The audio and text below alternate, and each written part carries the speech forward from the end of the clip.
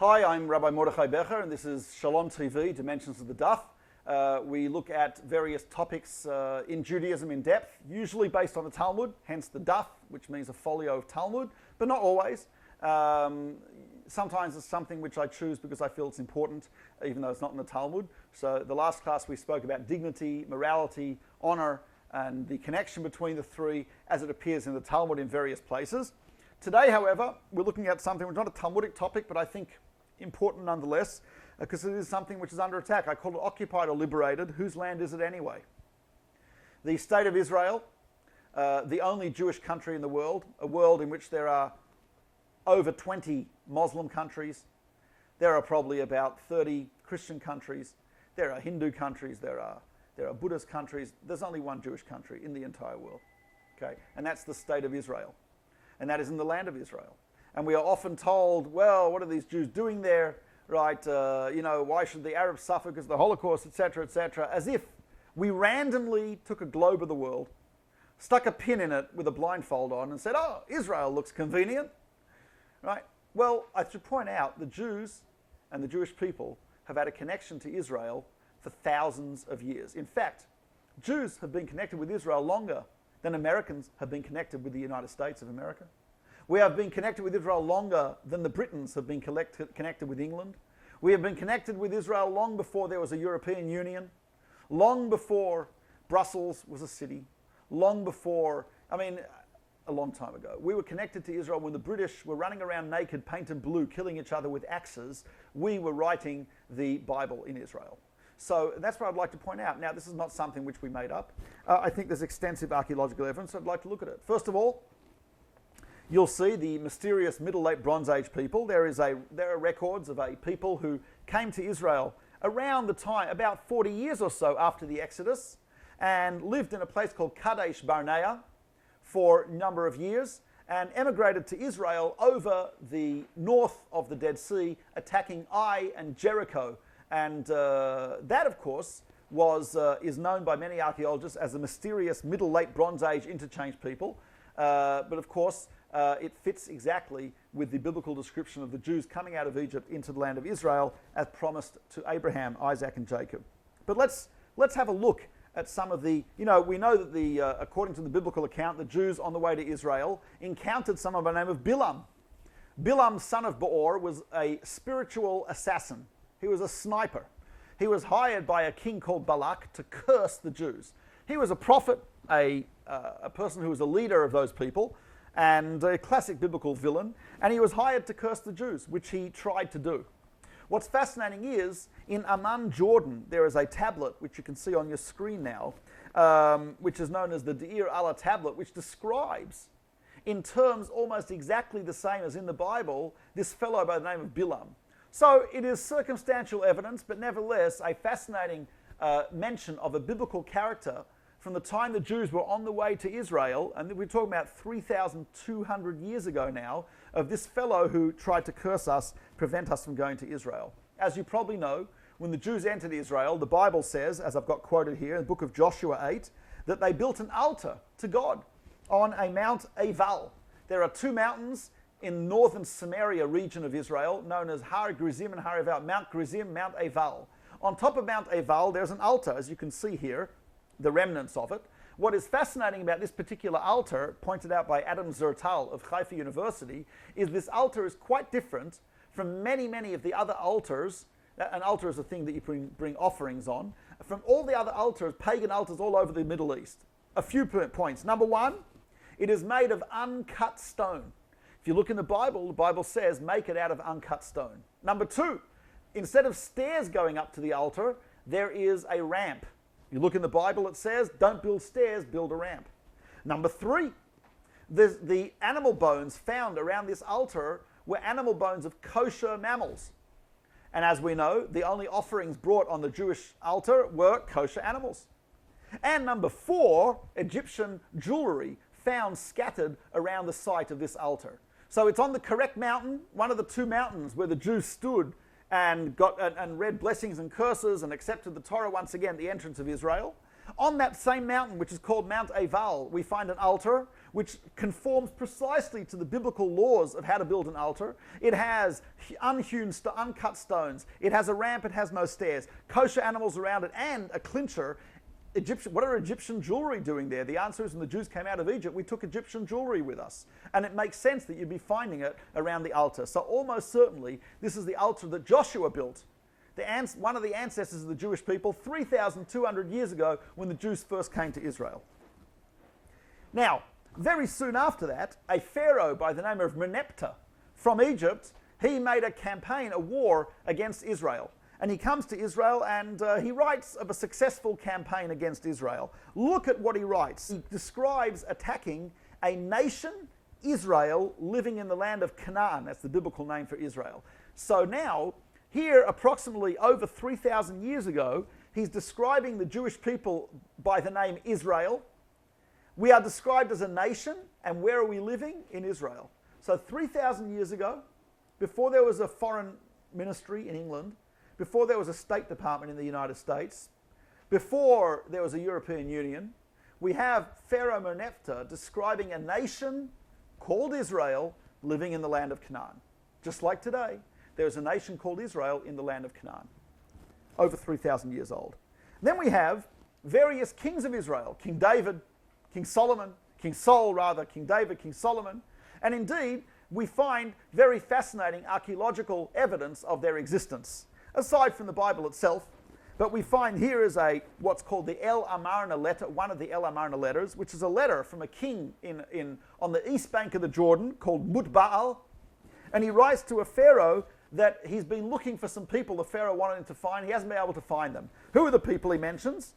He mentions Yoav, the commander-in-chief of King David's army, Baana, an Israelite tribal chieftain, David, Yishai, the father of King David, etc. He mentions like 5 people who were mentioned in the book of Samuel and the book of Kings, right? 5 people that he's looking for in the land of Israel. So that means we had an army.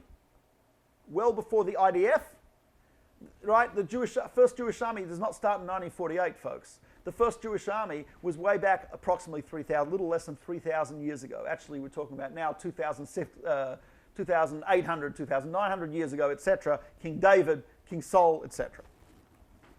Then we have King David was not just a minor renegade. He wasn't a gang leader. He wasn't the leader of the Crips in Israel. He was a king. How do we know this? Well, aside from the Bible, we also know this from this fragment, which is called the Tel Dan Stela, which is a tablet from a place called Dan in the north of Israel, and it describes a person describing how he went and he defeated in battle troops, soldiers, charioteers, and cavalry of the dynasty of the house of David. That's not describing some minor figure. That's describing a dynasty, an actual king, and a government. What was the capital of Israel? So let's go back 2,600 years. Let's go back 2,700 years to the time of King David. The capital of Israel was in Jerusalem. In fact, Jerusalem was the capital of the ancient Jewish state for about 800, at least 800 years. 410 years during the First Temple era, 420 years of the Second Temple era, 820 years. How many capitals do you know that have been capitals of their countries was Washington capital of the United States for 800 years? I don't think so. Right? London, maybe London's capital of England for 800 years. I don't know if they had a capital 800 years ago, but 800 years. So going back 2,600 years, 2,700, 2,800 years to the time of King David and King Saul, Jerusalem's the capital. And here we have excavations in Jerusalem. Things that you see here, number one, the administration buildings of the royalty during the First Temple era. First Temple was destroyed approximately 2,500 years ago. So we are talking now about 2,600 years ago, and we have seals. They're about that big, like the size of a nickel, but they're the seals that kings would use to seal documents, pressing it into the wax or clay to show their seal. And here we have royal seals of Jewish kings, by the way back in the approximately 2,600 years ago. On the right, we have the Shalach pool. That's actually a pool which is fed by a spring in the old city, just outside the old city of Jerusalem. That spring is a very special spring. That's a spring upon which the prophets would take water from the spring and pour it on the king, like King David and King Solomon, as a way of appointing them king of Israel, over a spring, a living spring of water, to show that their royalty should continue and should continue to bring forth, etc., just like the spring does. So we have these locations still today in the modern day state of Israel, in our capital city, Jerusalem. And of course, we know that we had a king in Jerusalem. One of the kings of Jerusalem was King Hezekiah, a very famous, pious king. And Jerusalem was under siege by the Assyrians during Hezekiah's rule. And we have today the tunnel that was dug by under Hezekiah's command to bring water from that spring that I mentioned into the city of Jerusalem during a siege. And today, if you go to the city of Jerusalem, you can actually walk through the tunnel dug at the command of the biblical king Hezekiah. That's a little more recent, quite recent. That's only 2,500 years ago. 2,500 years ago, were there any tunnels under New York? I don't think so. How about London, maybe? 2,500 years ago, we have a Jewish king digging a tunnel under the city of Jerusalem to bring water from a spring outside Jerusalem, where his great-grandparent was anointed as king over that spring. And that spring is in the modern-day capital of Israel. You can walk through that tunnel even today. Now, we know that we didn't leave Jerusalem willingly. We were under siege and we were attacked by many people throughout history. Sanchez, this is a prism, a clay prism. It's like a three-dimensional object. I'm not sure if you can see it in the photo here, but it's a three-dimensional object which actually describes Sanchez besieging Jerusalem. And that was actually the context in which Hezekiah dug that tunnel. Here we have, of course, the Babylonians. Babylonians destroyed the temple about 2,400 years ago, and they destroyed that first temple of Jerusalem, and they exiled the Jews to Babylon, which is known as, in modern times, Babylon is modern-day Iraq. So the Jews are exiled to Babylon. In fact, one of the oldest Jewish communities in the world outside of Israel was the Jewish community in Iraq, because the Jewish community in Iraq dated back to the time that the Babylonians exiled us from Israel. And we were in that exile for 70 years. During that time, the Jews took a famous oath. Have a look in Psalms here. A lot of people, this is a very, very famous psalm. Jews have been saying this psalm for thousands of years, because Jews have always felt connected to Jerusalem and Israel. And look at what the psalm says, very famous oath.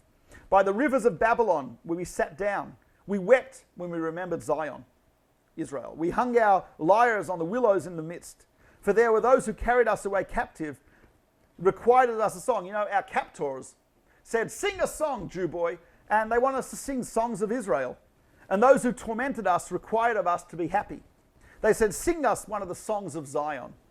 And we said, how shall we sing the Lord's song in a foreign land? And here is the very famous oath that Jews have taken. If I forget thee, O Jerusalem, let my right hand forget her cunning. If I do not remember you, let my tongue cleave to the roof of my mouth. If I do not set Jerusalem above my highest joy. And you know, there's a custom at Jewish weddings. Any Jewish wedding you go to, the bridegroom, during the wedding or right after, under the canopy, will stomp on a glass and break a glass. I don't know if anyone has seen that. Anyone has ever been to a Jewish wedding or seen a Jewish wedding will know that the groom stomps on a glass, breaks it. What happens? Everyone yells Mazel Tov. Why do we break the glass? Why do we break a glass?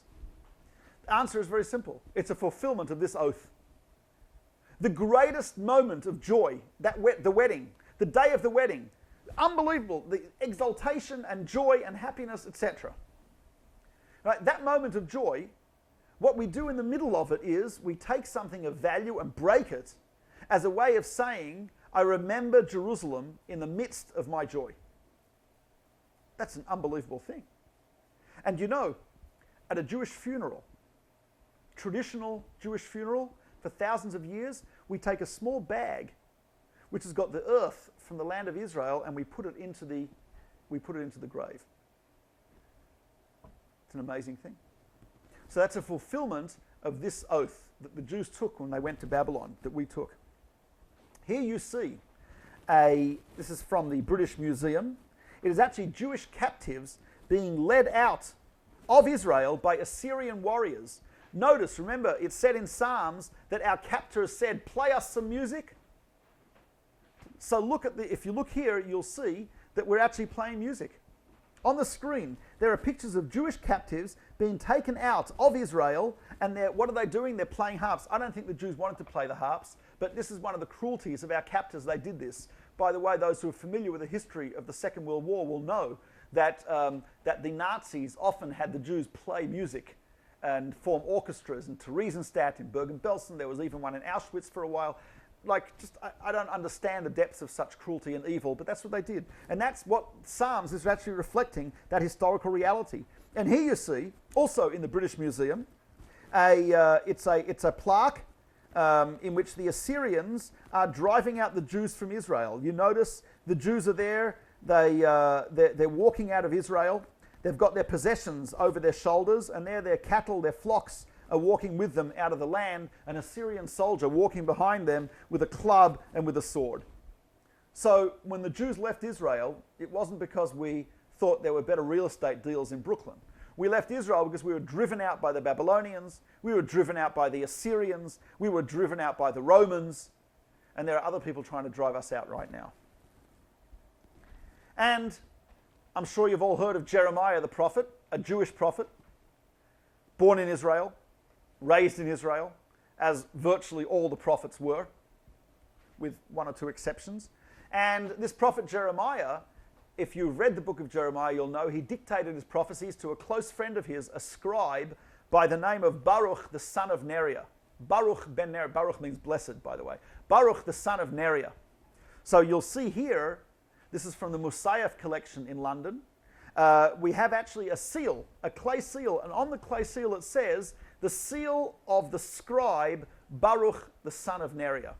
So the very person that wrote down the prophecies of Jeremiah, Baruch, the son of Neriah, a scribe, we have a seal of that very person. There's actually 3 of his seals in the collection in London, and those 3 seals say on them, Baruch, the son of Neriah, the scribe. And it's interesting, those seals, a lot of seals don't survive because they're usually put into clay, and clay doesn't last unless it's baked. These seals were baked in the fires that destroyed the temple in Jerusalem, witnessed by Jeremiah, who wrote the book of Lamentations in order to cry and mourn the destruction of Jerusalem. And by the way, once a year, Jews read that book, and we cry when we read it, because it talks about that ancient time when we were exiled from the land of Israel.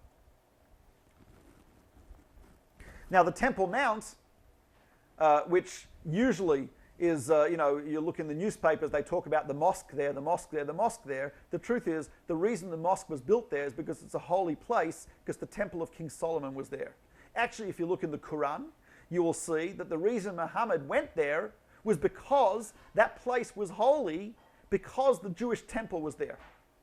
And it was there that he met none other than, according to the Quran's legend, he met there Moses. Moses, by the way, was Jewish, for those who are not familiar with a little bit of basic history, right? And he met Moses there in his vision. And so therefore he's there because it's a Jewish place. He's there because the temple was there, and there he meets Moses, a Jew. And the Temple Mount that's approximately what it looked like in ancient times. What we see of it today, you'll see on those the 2 blue squares, one shows you the area of the temple that we can see, which is the Kotel, the western wall. As you see, it's only a tiny part of the total wall of the Temple Mount. And the one on the right of that is what we call the Gate of Huldah. She was a Jewish prophetess. There were 7 women who were prophets mentioned in the Bible. There were others who were not mentioned in the Bible, but 7 mentioned in the Bible were women. And one of them was a woman called Huldah, who used to stand at that gate and give advice to the kings of Israel and give advice to the Jews of Israel. And that's the Temple Mount, which took up that entire area, unfortunately destroyed by the Romans. Those who've been in Jerusalem and in many cities in Israel on Friday afternoon will know that about 40 minutes before sundown, a siren goes off. It's not an air raid, although unfortunately we've had those in past many times. It's not missiles, though we still have those, but rather the siren going off 40 minutes before sundown in Jerusalem and 20 minutes before sundown in other cities is to tell you that Sabbath, the Shabbat, is coming. Sabbath, which starts Friday night. And it's a throwback to the days of the temple. In the temple, a priest would stand on the walls of the temple and blow a trumpet to indicate that Shabbat, Sabbath, was coming. And we actually know where he stood. There is a stone, if you'll see on this on the slide, there on the screen, there's a stone that fell off the wall during the time of the destruction, and in Hebrew letters on that stone, Hebrew, by the way, even though that stone's from 2,000 years ago, my children can still read this Hebrew. This is the same Hebrew we speak today. That's the same Hebrew we read today. That's the same Hebrew we write with today. And I don't know if anyone's tried to read Chaucer 600 years ago. In my opinion, that's child abuse to read Chaucer. Shakespeare, very difficult. Go back even further, almost impossible. The Hebrew that we see today is the same Hebrew that the prophets used, and the same Hebrew that the modern day state of Israel uses in parliamentary discussions, in academia, and in the study of Torah. And this stone in that Hebrew says, the place of trumpeting to proclaim. No doubt, this was the place where the priest would stand and blow the trumpet to proclaim that Shabbat is coming, as is still done today in Israel, not with a trumpet, but with an alarm. This is from the First Temple era, about 2,600 years ago. It's a silver scroll, which was probably worn as an amulet. It was rolled up and a string was put through it and held and worn around the neck. And that scroll has the oldest ever fragment of a verse of the Bible. May the Lord bless you and keep you. May the Lord cause his face to shine upon you and bless you with peace. It's actually the blessing which even to this day, Jews receive this blessing on every festival by the priests who stand there, and in Israel every day, outside of Israel every one of our festivals. And it's also the same blessing we use to bless our children, put our hands on their head Friday night and give them a very beautiful blessing. And that's the oldest verse ever found 2,600 years ago. It was not found in Brooklyn. It was not found in Johannesburg. It was not found in Stamford Hill. It was not found in New York. It was found in Israel, in Jerusalem, where the Jews have been living for thousands of years. This is from the Living Torah Museum in Brooklyn. Google it. It is well worth a visit. It is the only biblical archaeology museum in the United States, and it is an amazing treasure trove that you have to, yet it's worthwhile seeing. So this, on the left, is a Hanukkah menorah. You'll see 9 places for 9 wicks, because the traditional Hanukkah menorah is 8 days of Hanukkah, plus there's 1 wick which we use as a light source, because you're not supposed to use the other ones. And here is a menorah. This menorah has been dated by the Israel Antiquities Authority as being from about 70 years after the Hanukkah story. Those who are not familiar with the Hanukkah story, although we've discussed it in previous, looking at the archives and Shalom TV, right, is basically that the Greeks invaded Israel. The Hellenists from Syria invaded Israel, and the Maccabees threw them out and asserted independence of the Jewish state for over 200 years. That, by the way, that's 2,200 years ago. So 2,200 years ago, Jews fought for independence against those who invaded Israel, and we re-established a kingdom that was an independent state for 200 years. By the way, this still precedes England, this still precedes the European Union, this still precedes the State Department, etc. Anyway, and this Hanukkah menorah is dated back to approximately 70 years after the events of Hanukkah. That means whoever lit this menorah, either he or his parents, she or her parents, witnessed the events of Hanukkah, witnessed and were there when the Maccabees defeated the Hellenists and re-established the independence of Israel. On the right is a jug of oil. You can actually, there's still remnants of oil in it. That's from approximately 2,000 years ago, from the time of the Second Temple era, the type of jug they used to use for oil. And of course, you all have heard of the Romans destroying the temple and taking the Jews out of Israel into captivity. Well, you don't have to go, there's nothing esoteric about this. Go to Rome today, and right near the Colosseum, about a 5-minute walk from the Colosseum, there is a huge arch. It's known as the Arch of Titus. And on the Arch of Titus, you'll see there, in very, very clearly, Jews, captives, brought by the Romans into Rome, carrying on their shoulders the menorah, the candelabra from the temple, the menorah, which is today, by the way, that shape, that menorah, as depicted on the Arch of Titus, is one of the symbols, the official symbols of the State of Israel. The reason the State of Israel picked that menorah is because the State of Israel is not a new thing. It's a continuation of the state that existed when there were 2 temples there for 800 years who had the menorah in those temples, and that was carried around by the Romans 2,000 years ago. And there you see also, it's a little hard to see, but on in one of the diagrams you see there's a square thing with some intersecting lines. That's a frame with the trumpets that were used by the priests in the temple that I showed you before, they were also brought into Rome. What happened to these things, we don't know, but they were at some point brought into Rome. There is a picture of the Arch of Titus standing underneath it, and you can see quite clearly the Jewish captives carrying the menorah into Rome.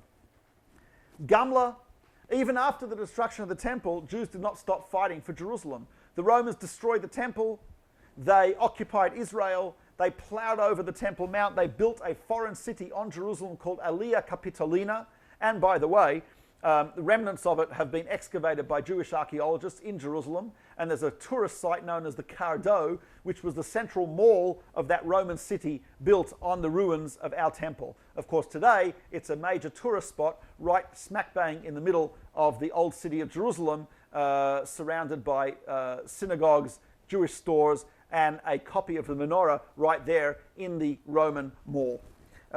Just to get in their faces, so to speak. But here, even after the destruction of the temple, Jews continued. Here is Gamla in the Golan Heights. Yes, Jews lived in the Golan Heights 2,000 years ago. It's not something which just became Jewish in 1967. There were Jewish dwellings in the Golan Heights 2,000 years ago. Here's one of them, Gamla. In fact, there are hundreds of ancient dwellings and synagogues all over the Golan Heights where Jews lived at the time of the Roman destruction of the temple 2,000 years ago. Here's one of them, known as Gamla, but you'll see the remnants of the synagogue. And here you've got 2 coins from Gamla, and those coins say, for the redemption of Jerusalem the Holy. The Jews in Gamla ended in a tragic death. They committed mass suicide rather than being captured and enslaved by the Romans. And even after Gamla, and even after Masada, about approximately 100 years after the Romans destroyed the temple, the Jews rose up again to try and get independence under Bar Kokhba. And Bar Kokhba had a famous revolt against the Romans, supported by Rabbi Akiva, the great Talmud scholar, and he was known as Shimon. And here are some coins. One of them says Shimon Nasi Yisrael, that means Simon, the Prince of Israel. And the second coin, because the Jews believed, many Jews believed this was the redemption, it says year 1 of the redemption of Israel, Shana Achat Ligulat Yisrael, year 1 of the redemption of Israel. So 100 years after the destruction of the temple, Jews are mostly scattered around the world, but there's still a remnant of Jews who are fighting in Israel for their independence that we once had.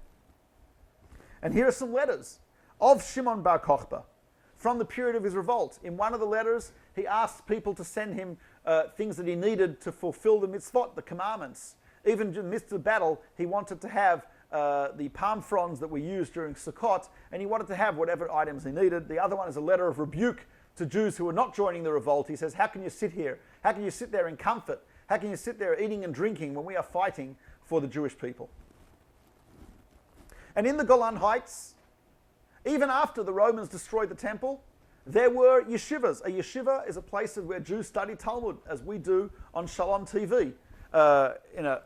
They don't do it in English, they didn't have a television, but they had yeshivas. And you can actually see, it may be difficult to see it on the screen, but this is the lintel, the top of the doorpost of a yeshiva on the Golan Heights, and on it says, Beit Midrasho, the house of learning of Eliezer HaKapar, Rabbi Eliezer HaKapar, who, by the way, is mentioned in the Talmud numerous times, and it's an amazing thing to be studying Talmud, to read a statement by this Rabbi Eliezer HaKapar from 1,500 years ago, and to see his yeshiva and the remnants of his school on the Golan Heights, right, even to this very day. And you can go, and you know Jews use something called a mikvah, which is a ritual bath for purification. And here is a mikvah, which is on Masada. Now, the mikvah on Masada was built approximately 2,100 to 2,200 years ago. And this mikvah, right, is a very special design. But you know what's quite amazing about the design? It's the same design as the mikvah that Jews still use today in the United States and all over the world. It's got a pool for immersion. It is connected to a pool which has a rainwater storage. There's another pool for cleaning beforehand. It's basically the same as modern day. So Jews back under Roman siege in the time of the destruction of the temple 2,000 years ago, and the same mikvah is being used. You go back to Israel, you can see where all Jewish customs came from. You can see where Jewish practices came from. You can see where our mitzvah came from. You can see where the construction of our synagogues is from. And you can see where the construction of our mikvahs is from. It all goes back to Israel. And here is probably one of the most, if not the most significant archaeological find of last century, the Dead Sea Scrolls.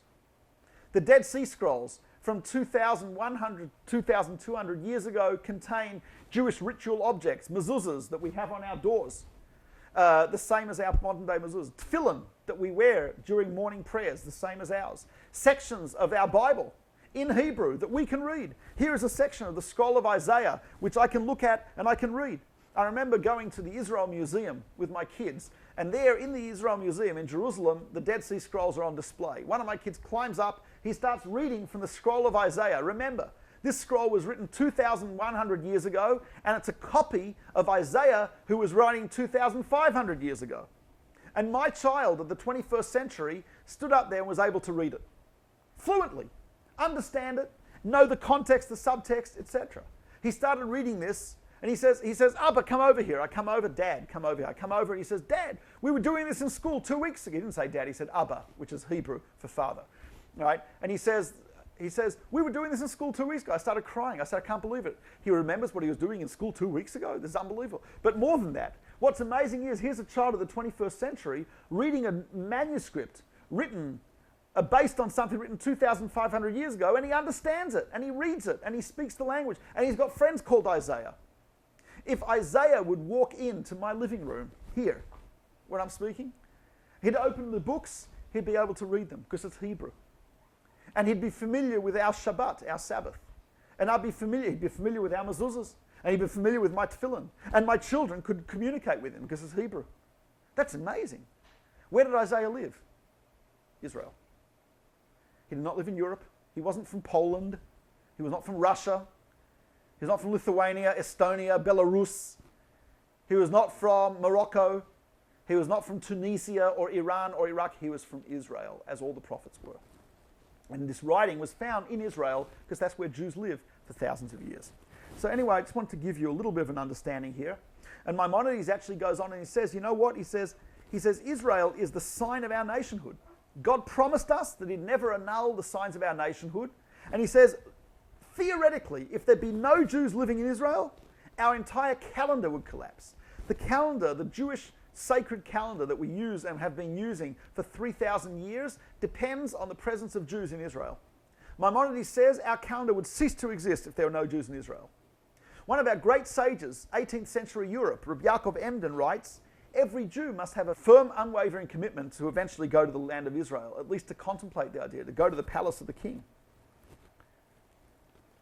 And I should point out that our claim to the land of Israel is based on many things. A, there's never been a relinquishment of our title. We never gave up on it. We prayed for it. We searched it out. We studied it. We tried to get there. We tried to stay there. We built synagogues there. We wrote poems about it. We never relinquished our title. There was continuous settlement. I know settlement's not a popular word, but there was continuous settlement of Jews in Israel for 3,000 years. We had promises of return. We were confident we'd return. We had knowledge we'd return. Jews made aliyah throughout the centuries. We prayed for it. No one made any contrary homeland claims for 99% of history. The most recent homeland claim were the Palestinian Arabs. And that was only since 1948. Before then, no one ever claimed Israel as a homeland other than the Jews. They're the only independent country that has ever existed in the land of Israel has been Jewish for approximately 3,200 years. It is a land, there's a myth that it's a land holy to three faiths. There's some truth to that, but the level of holiness is nothing like it. Muslims in Israel turn their backs on Jerusalem and face Mecca in order to pray. Christians consider it a wonderful thing to make a pilgrimage to Israel, but they're not prepared to give their lives for Israel. And they don't feel that they have to live there. And if you never went to Israel, you can still be a good Christian. Although it's wonderful that many of them go. They say it's holy, but the level of holiness of Israel in Judaism, more than half of our commandments depend upon Jews being in Israel. Our entire calendar is modeled on that. Our entire history was built there. All of our prophets were there. There's been historical international recognition of our Jewish claims. The Balfour Declaration, the mandate, the United Nations vote, but further back than that, Napoleon, etc. And of course, Israel has had military victory after victory after victory, and security necessities. And just like The United States took parts of Mexico and they still keep them.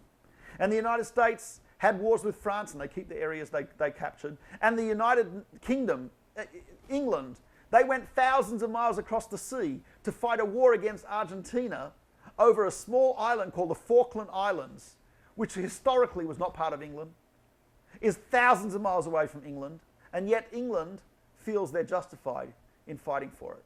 Well, folks, the land of Israel always has, always will be a Jewish country. And I think you can see from the archaeology, from the history, and from Judaism how central it is to Jews. When we talk about the land of Israel, we have to understand it's not random, it was not arbitrary, it was not a choice that we made to be in Israel. Rather, it's a choice that God made and history made, and archaeology confirms that the land of Israel and the Jewish people go together like peanut butter and jelly, or gefilte fish and horseradish would be more appropriate. But basically, that's what I just wanted to point out, because it's in the news now, and I feel someone's got to say something about this fact and about this history and about the continuity of Jewish connection to the land of Israel. So that's it for today. Thank you for watching. This has been Mordechai Becher with Shalom TV, Dimensions of the Duff. And I hope you'll tune in another time. If you'd like to see me live, go to gatewaysonline.org to see our website for when I'm appearing live. And if you want to read my book, Gateway to Judaism, get it at Amazon, Jewish bookstores, etc. Thank you very much for watching. Hope you'll tune in again. And please, if you see me someplace, like to get feedback, only positive, obviously. Right, but thank you very much, and we'll see you around.